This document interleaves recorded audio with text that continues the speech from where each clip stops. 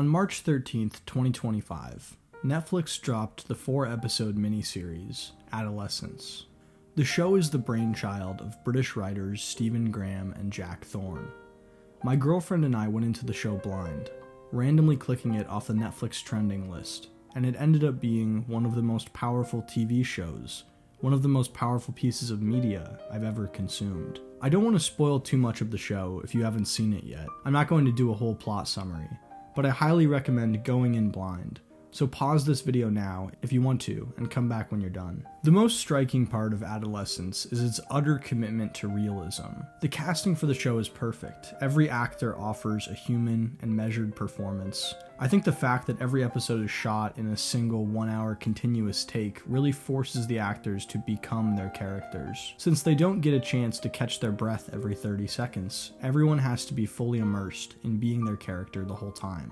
Also, the cast features some accomplished British actors, but most Americans watching, including me, probably aren't familiar with them. So you're not thinking the whole time, oh, Timothée Chalamet is doing a great job at playing this guy. You see them as their characters. The main character is played by Owen Cooper, who delivers an unbelievably emotionally raw performance in what was his first time ever being on a film set, which blows my mind. This kid is clearly going to be a star, if he wants to be. The blocking and choreography is a technical masterpiece. The camera work, the lighting crew, the boom operators, the costume team are constantly in motion, following around these actors for an hour, and they execute their planned movements to absolute perfection. The writing is minimalistic in the sense that characters talk colloquially, and everything feels like a real conversation, but the emotions are so complex and deep that you're hooked the whole time.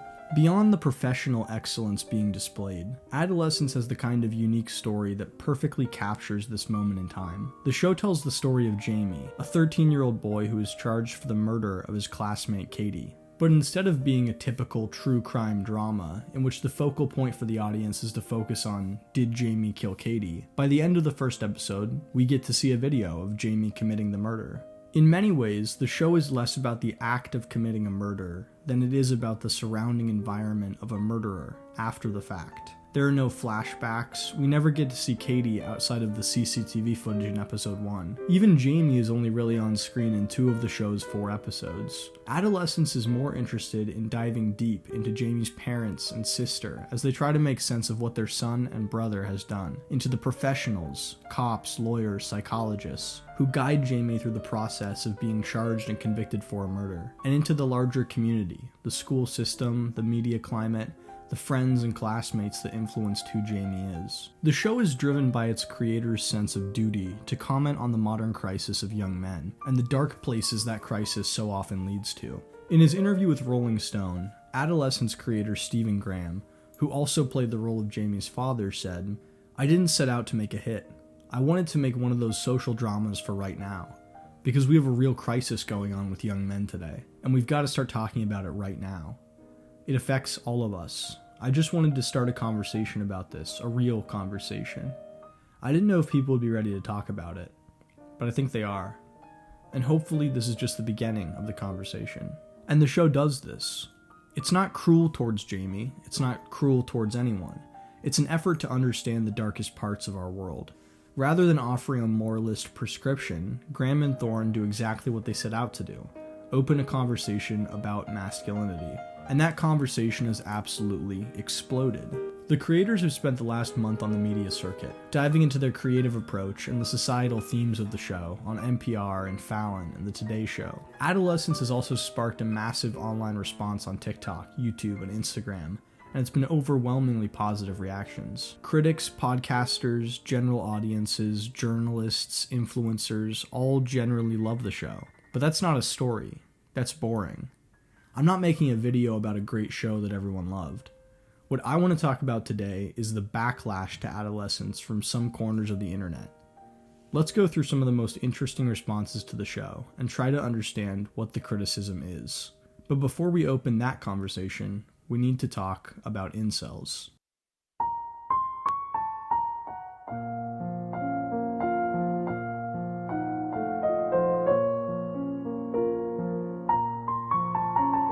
Linguistically, incel is a conjunction of involuntarily and celibate.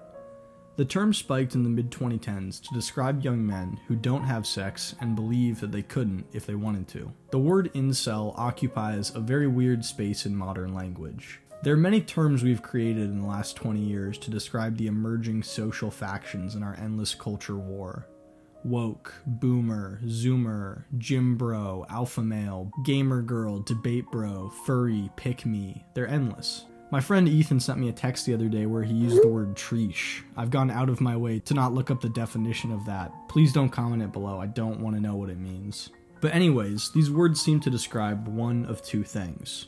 Either an immutable physical characteristic about a person that we can use to derive their beliefs, like how boomer or zoomer or Karen describe someone's age or gender, and from that we form a mental image of how they act and what they think. Or an activity or belief system that a person has that we use to derive their physical characteristics from. Like how astrology girl or crypto bro don't tell us anything about a person's appearance or mannerisms, but we use their preferred activity to form a mental picture of how they operate in society. Incel is neither of these things.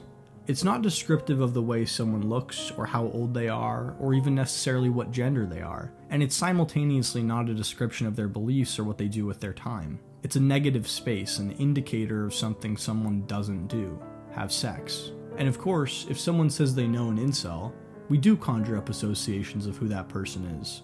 But there are complications to that process for a whole host of reasons. In researching this video, I came across Elliot Buick's interview with William Costello, who is one of the leading incel researchers in the world. I can't believe that's a real sentence. And he makes a very insightful observation about incel discourse. For me, it's impossible to prove that someone can't form a sexual or romantic relationship. Sure. He's spot on there. It's not possible to prove someone is an incel. You can't run a study where you ask every woman in the world if she would sleep with some guy. And beyond this, there are multiple countries with legal prostitution. So any self-described incel could theoretically just fly to Germany or New Zealand and no longer be celibate. Of course, this is true for most, if not all, the terms I listed. It's impossible to scientifically prove someone is woke. But this isn't that surprising, because we use woke to refer to broad socio-political traits someone may have. Incel is a very specific term that seems like it would require someone to actually be involuntarily celibate in order to use it as a piece of their identity. So if there aren't any actual incels, or if at least we can't know if there are actual incels, then maybe the term means something else entirely. Costello tries to solve this problem by merging self-identification and belief systems. So then, for me, the important part becomes the identity element. Do you identify with this part of your circumstance? And then, on a higher level than that, do you buy into the online subculture, the belief system, the rhetoric, the misogyny, and sometimes the violence? And this sounds useful. If someone wants to call themselves an incel and they believe in misogynistic red pill ideology, I agree that that group is a well-defined cohort that we can speak about as a group and make good predictions about. But I don't think it works to describe the group that Adolescence is speaking about, nor the group that got mad at Adolescence. Very few men are going to define themselves as incels, but many men will self-report not having sexual activity. The most recent research shows that 28% of American men between the ages of 18 and 24 report not having sex in the last year, which is almost triple what the sexless rate was in 2008.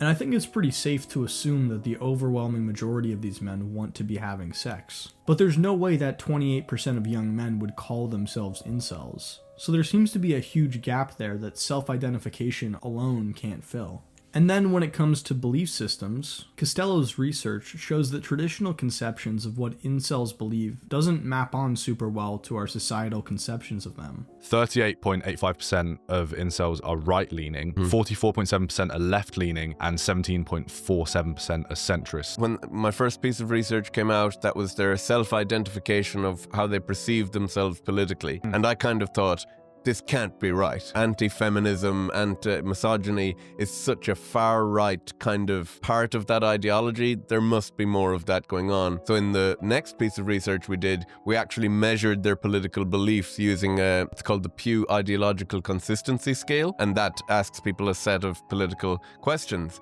And again, the incels came out, on average, center-left. And in Adolescence, Jamie is neither of these things. He doesn't call himself an incel, and he doesn't really hold political beliefs. From what I can tell, he's not really all that deep into the Redpill scene. In the famous third episode mental duel between Jamie and his psychologist, Jamie seems to be aware of Redpill influencers, who he describes as truth groups, but he clarifies that he's not part of them, although they are right about some things. This isn't to say that Jamie isn't heavily influenced by misogynistic and Redpill beliefs. He is, and the show makes that clear. But it is to say that Jamie fails to meet Costello's definition of an incel. Now, an obvious counter-argument I may get in the comments is that Jamie is an incel because he murders Katie, that act of sexist violence puts him squarely in the incel category. But I don't really find this definition compelling either. Does someone become more of a racist if they commit a violent crime on the basis of race? Does a communist become more of a communist if they shoot a healthcare CEO?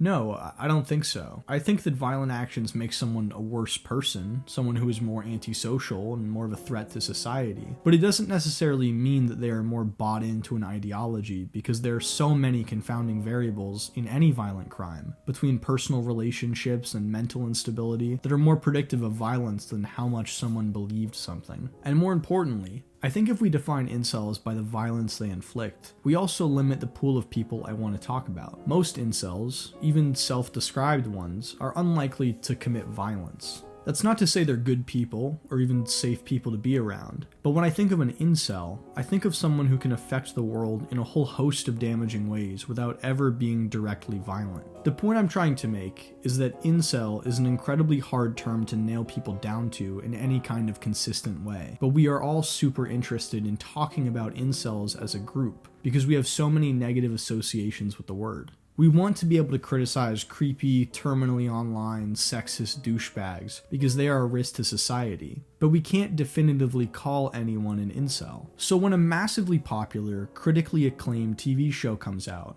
and the creators are saying that it's talking about the danger of incels, and the media is saying that it's talking about the danger of incels, and all of social media is saying that it's talking about the danger of incels, what would drive someone to defend that incel? What kind of common ground do people have with Jamie, someone who murdered a child, that makes them want to voluntarily don their incel murderer defender cap and assume all these negative associations by proxy?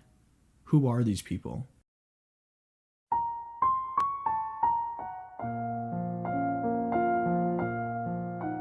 The first video is from the pretty successful channel Manosphere Daily Highlights that has the courage to post groundbreaking videos like "She got humbled by the sex robot she bought her husband," and "Feminist tearfully explains why she regrets being a slut garden tool," but not quite enough confidence to avoid self-censoring words like sex, killing, and black. I honestly don't understand why he does that. Is the guy who makes videos shitting on homeless teenage girls for tricking men into giving them food actually trying to stay monetized for children? This cute homeless girl will get you in trouble if you think with your DICK. This is why you need to take your Redpill vitamins to keep you grounded and suppress the natural weakness you have for the opposite sex. MHD made a video a few weeks ago about adolescence that is just, it's just a fascinating watch. You are asleep. Take your Redpill vitamins and start paying attention. That's why we're here.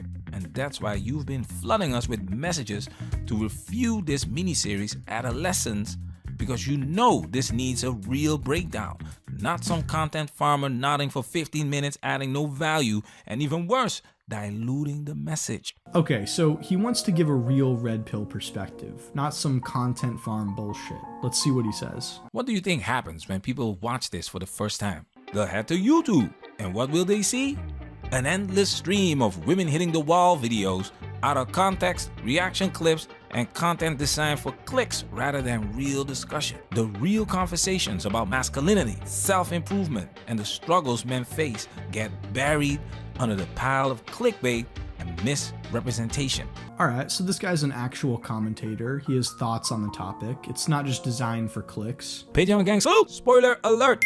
Because we many, You better. Seriously, why does this guy make such a big point of criticizing lowbrow red pill content if that's just what he does? You're making $4K a month, man. Just enjoy the ride. Own it. Okay, so the first thing MHD takes issue with is this scene from the second episode. For context, one of the lead detectives on Jamie's case goes to his middle school to interview students and teachers and try to find out some background on the case. His son, who also happens to go to the school, pulls the detective aside to explain to his dad that he's misreading the case. He shows the detective some Instagram comments that Katie left on one of Jamie's posts and explains to him how the emojis she uses are symbols for red pill ideology, that Katie is calling Jamie a red pillar.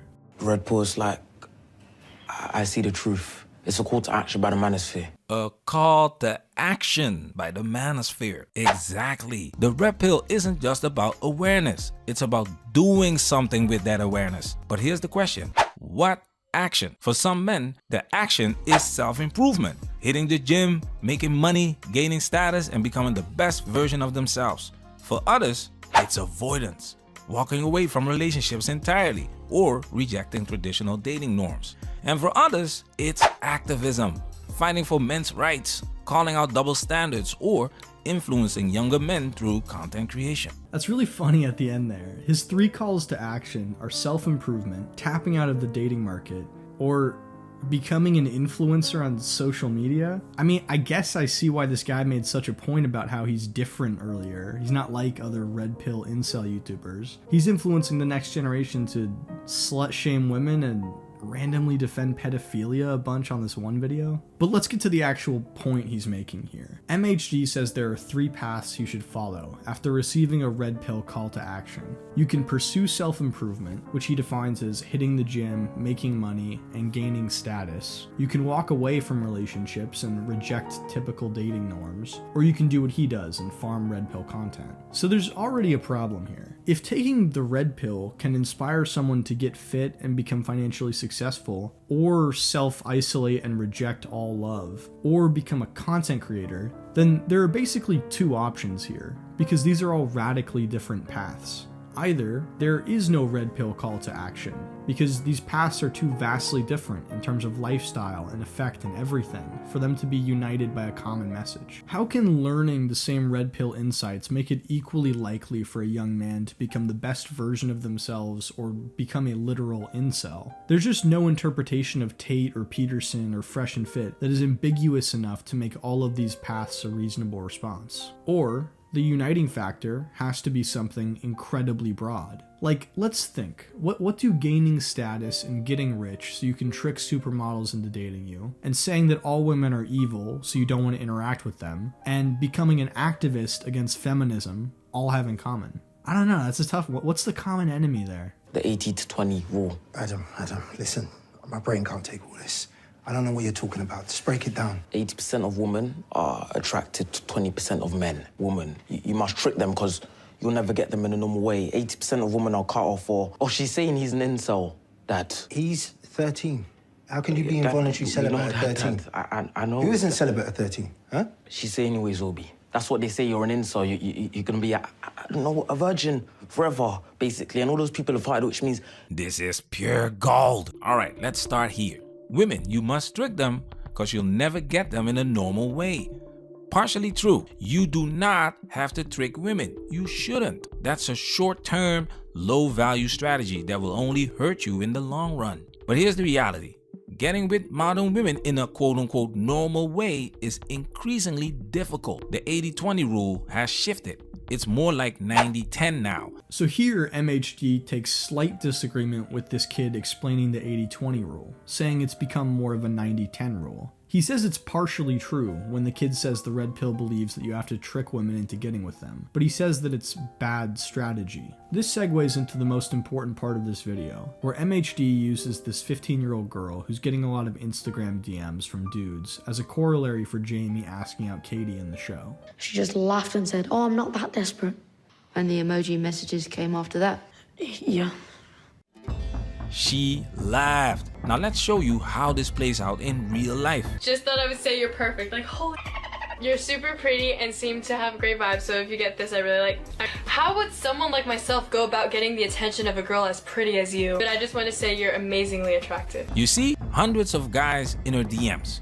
She sees it as a joke. This proves the point. Normal isn't good enough anymore. Jamie is the avatar here for a low-status man approaching a girl. He is the guy being wronged here. And to be clear, Jamie is bullied in the show. That's an important plot detail. But MHD doesn't just say this and move on. Shaming men for struggling doesn't fix the struggle.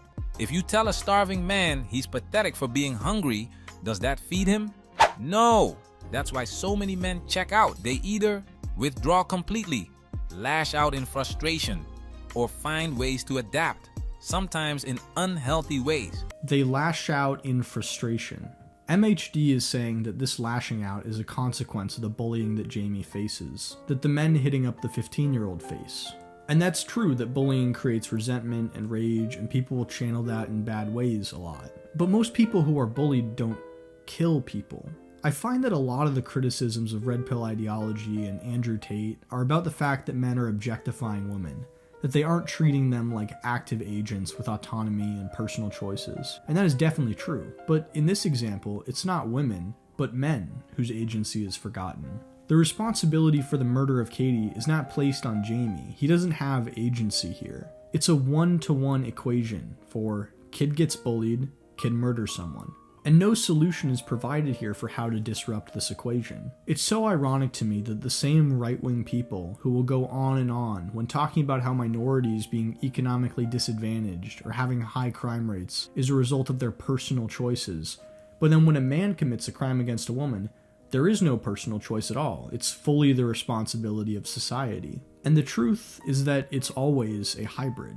There are things we can do socially to create better conditions for success, but if we lose the ability to criticize individuals for their actions, we slide directly into nihilism. And I know that this guy is capable of deeper analysis, because when he brings up the clip of the 15-year-old girl, another child, he talks about her unrealistic expectations and how she's doing something wrong by making fun of these men and chasing high-status men. Which is weird because, one, her expectations aren't unrealistic, this is her reality, men are hitting her up in her DMs. And also, why can't we say her response is also a byproduct of her conditions, of the environment she's in? But women don't get this same blank slate to act however they want. She can't make fun of these guys, but Jamie can murder Katie. And you can see this reflected in his comments on this video. How dare men not be willing to accept disrespect and abuse from women? They don't know they're creating future monsters. What they label toxic is healthy masculinity. And I'll be charitable here. I don't think if you asked most of these commenters if you should fucking murder someone for being bullied, they would straight up say yes. But I would expect a bunch of equivocation bullshit, like, well, what was he supposed to do? Like, what is the not accepting of disrespect and abuse from women being referred to? What action could that possibly refer to other than murdering Katie in the context of this video? Weird shit.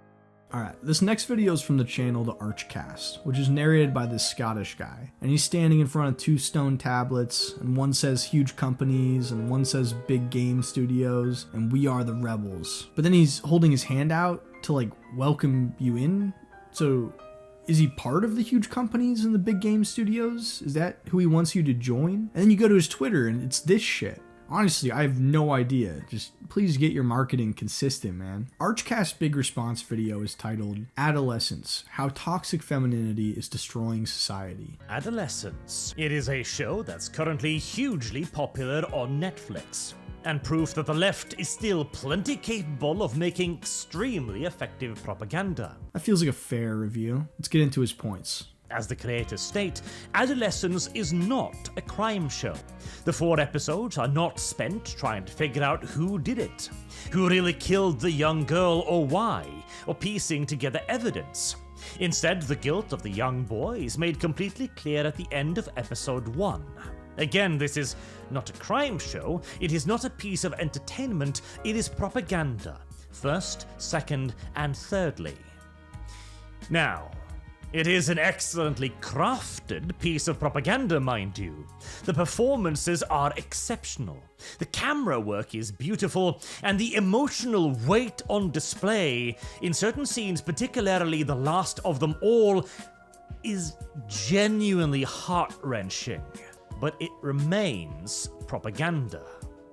as the real thrust of the show remains the idea of boys that hate girls. I think this is how Stephen Graham and those guys know that they've won, that even these insane people have to give them massive credit on the filmmaking they displayed. But like, dude, this show is not propaganda. The thrust of the show is a young boy who hates women. It is inspired by a larger cultural trend of that. But everything you just described about the show is why it's not propaganda. It has conflicted themes, it has deep character exploration. There's no obvious takeaway on exactly why the crime happened or what can be done to fix the problem. It's a TV show you're describing. And it's so dumb because these people love Joker and Fight Club, and so do I. But those are the exact same thing. They have a central message they want to explore, but it's conflicted and character-based. It's not propaganda. So Archcast takes an issue with how the show portrays the Manosphere. It revolves around what the show calls the Manosphere. Now, calling a 13-year-old boy, Jamie, the one suspected and eventually confessed to the murder of the young girl in question, Katie, an involuntary celibate, is of course ridiculous. But the show in essence uses incel to mean person who hates women. Okay, got it. The show has a problem with incels, and it uses the term too loosely for your liking. It uses the show to just mean someone who hates women. So where does Archcast think that this is wrong? They bring up, for example, what the show refers to as a manosphere idea, that 80% of women are attracted to 20% of men. Now, this is clearly a paraphrasing of a fairly famous statistic, namely that women consider 80% of men to be below average in attractiveness. Or that, to put it the other way around like in the show, that women are only attracted to the top 20% of men. This number is not some fanciful figment dreamt into being by basement-dwelling males who can't get laid.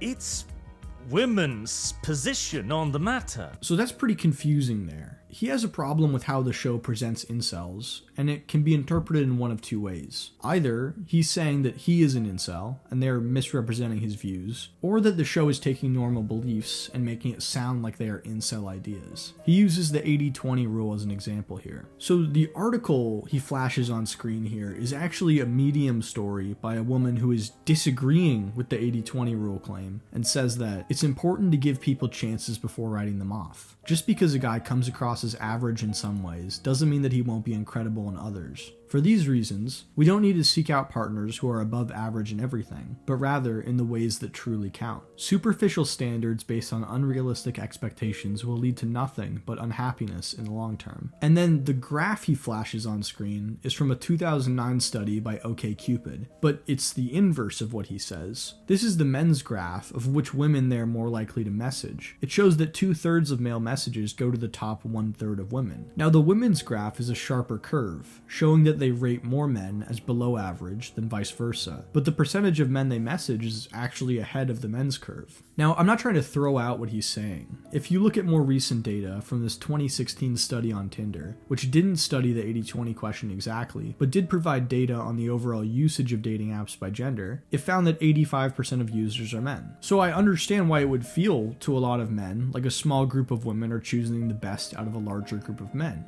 because this is the case on dating apps. But if you follow data of people throughout their lives, we can see that most people eventually end up with someone. There's some truth to the 80-20 claim in an online context, but in the long run, it's just not accurate. So I don't think that citing the 80-20 figure makes you an incel or anything. It's more about how you use this information. So what does Archcast do with this? And more men seem to just be checking out of the dating market in general. Men appear demoralized. And that is a big part of adolescence, as the show heavily implies that Jamie wanted to date Katie, and her rejection of him, along with subsequent bullying, was the cause why he chose to murder her. The question then, of course, evolves into why such an extreme reaction was the outcome. Okay, so I'm with him so far. Katie's bullying of Jamie was the inciting incident that made him choose to fucking murder her. Archcast says the show has a theory of why this happened, and he has his own theory. He says that Adolescence's internal explanation is that the Manosphere corrupted Jamie's mind. I have my theory, but let's begin with the show's and the creator's idea, who of course claim it to be the aforementioned Manosphere, the hatred of women.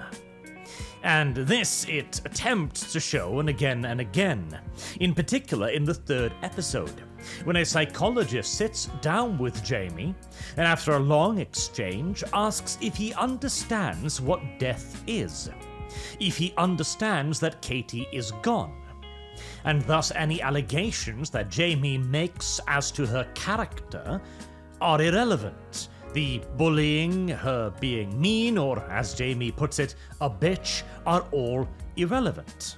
Okay, so that's not what the show is doing here at all. When the psychologist asks Jamie if he understands what death is, the point the writers are trying to make is that Jamie doesn't fully understand the consequences of his actions, that he has dissociated from the idea that he murdered someone because his mind can't grasp it. The psychologist is trying to bring Jamie back to reality, to face his demons. It's not an attempt to elicit some sort of confession so that the psychologist can say, "Gotcha, now I have no interest in understanding the crime any further."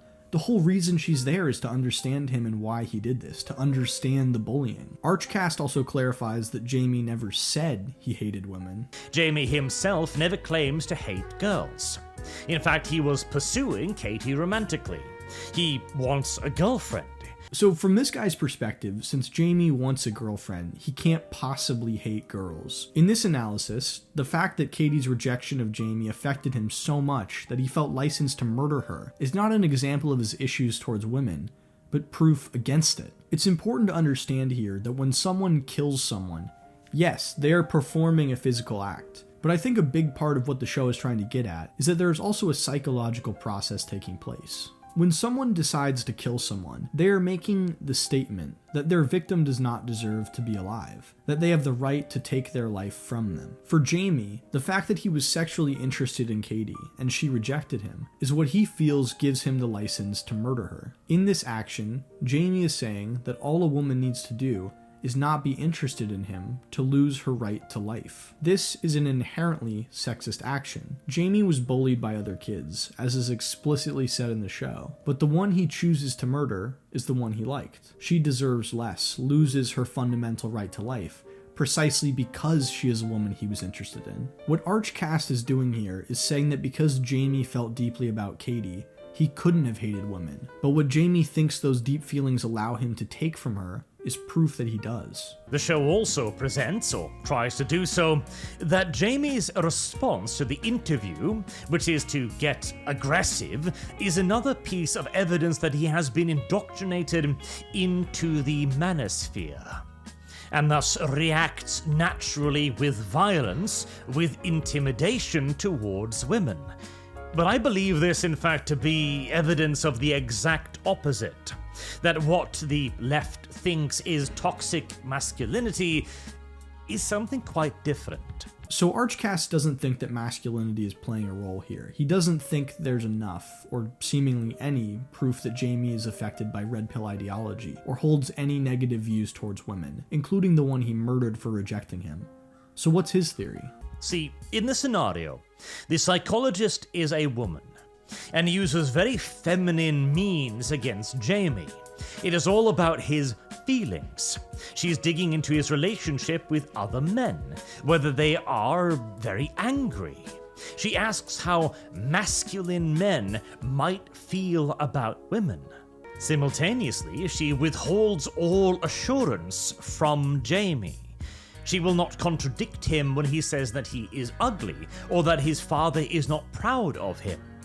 This is to maintain her neutrality as a psychologist, yet she also attempts to induce guilt into him for his actions. She even drives him into a rage several times with her questions, as Jamie doesn't have any answers to any of them.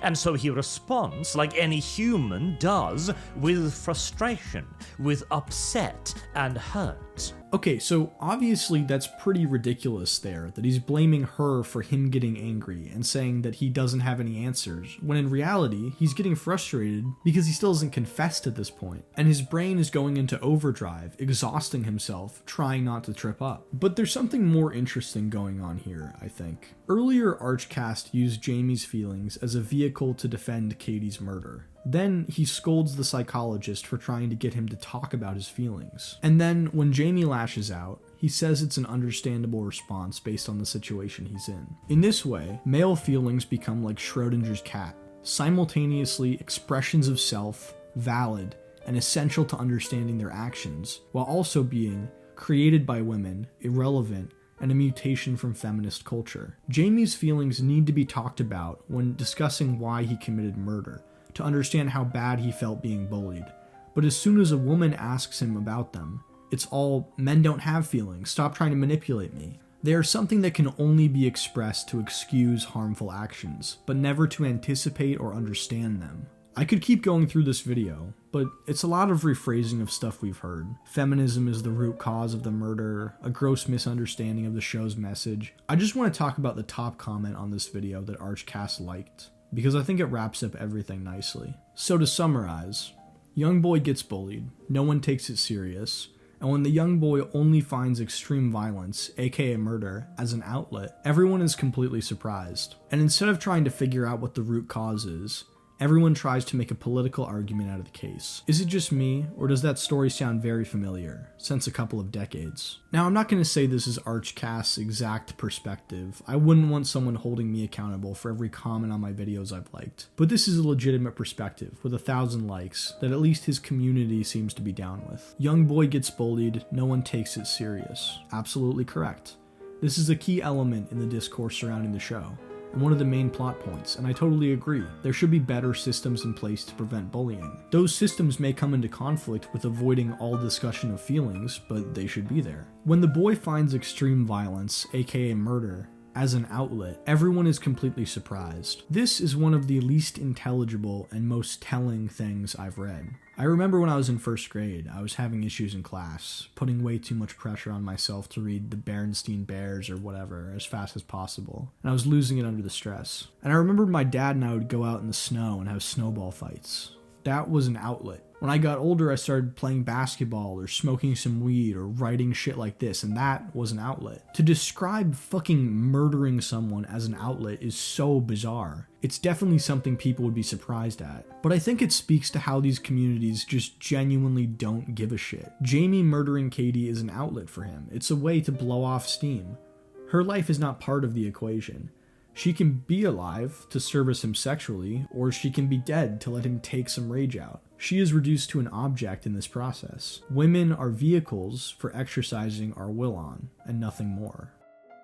There's one more video I want to talk about in relation to adolescence, and it's a little different than the first two. This guy's not part of some big Redpill hypebeast channel. He's not even that big on YouTube. His editing style is pretty normal, and some of his videos look genuinely funny, like the 4-minute looks maxing is gay, and the 9-minute and 41-second real alphas fart in public bro. Don't get me wrong, most of this content is still firmly Redpill, but he seems to get in public fights with Redpill leaders, he shoots a lot of shit in his car, he doesn't sell his takes as some unquestionable word of God.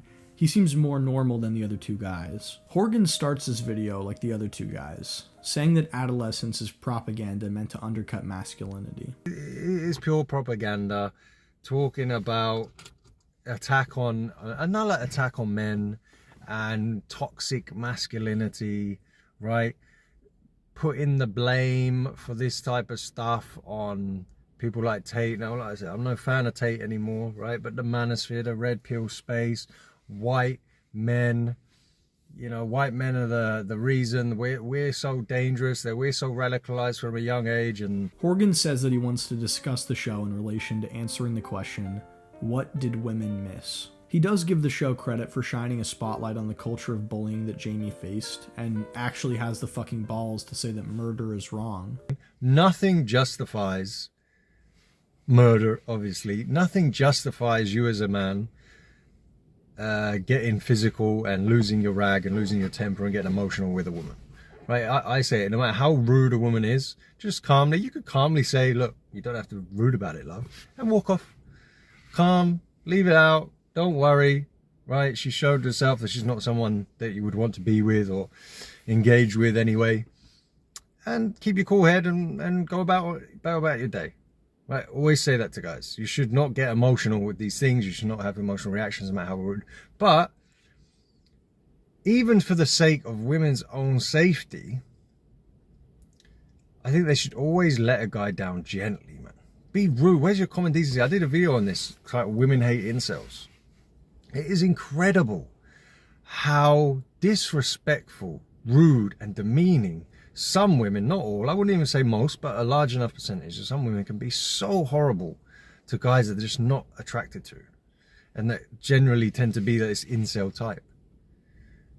And they fail to take accountability, and they fail to accept that attitude is only putting fuel on the fire. Horgan goes on to clarify that the men who commit this violence are scumbags and should be locked up. He gives good advice to men about not pushing boundaries with women, but I think he kind of hits the nail on the head there of what we are talking about. Accountability. That is the concept that underpins this entire conversation. Over the last few weeks, 1,000 think pieces and YouTube videos and TikToks have been created trying to determine the accountability at play in adolescence. The Red Pill has been quick to say that feminism, that men being forced to regulate their feelings, that failures of the household and the school system are the reason for this murder. If you look at the thumbnails of these videos, it's all the problem with adolescence and stuff like that. And since I started this project, I've just found that framing really deeply confusing. Adolescence is not a show about accountability. It's a show that explores the culture that led to the murder. It explores the internal crises of his parents, the endemic failures of the school system, the gaps in our very communication, how difficult it is to explain things between generations and between genders. Adolescence makes gestures to the Red Pill and Andrew Tate, but it's distinctly not pro-feminist or anti-Red Pill propaganda. It would have been incredibly easy to put in shots of Jamie talking with his friends about Andrew Tate,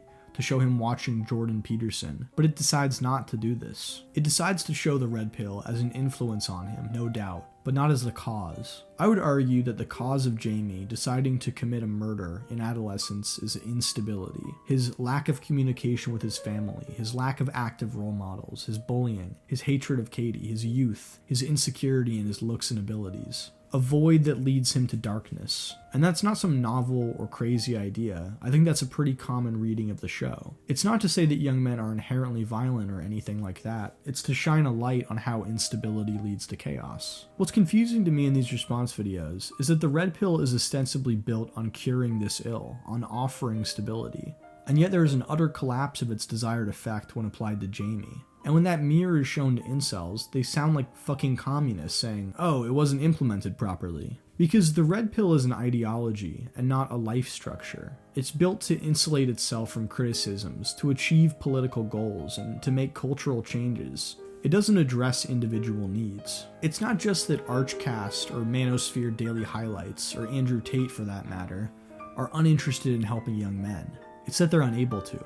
The very structures they prop up, men embracing their reactive and aggressive instincts, men ignoring their emotional well-being because that's for pussies, men viewing women as a goal, something to conquer, to apply strategies in order to achieve, can't help Jamie. A byproduct of the incel ideology is gendered violence, because they see it as an outlet. And yet the proponents of this ideology hate adolescence, not because of its writing or characters, not because of its story or plot points, but because it shows them losing. It shows how they are unable to save.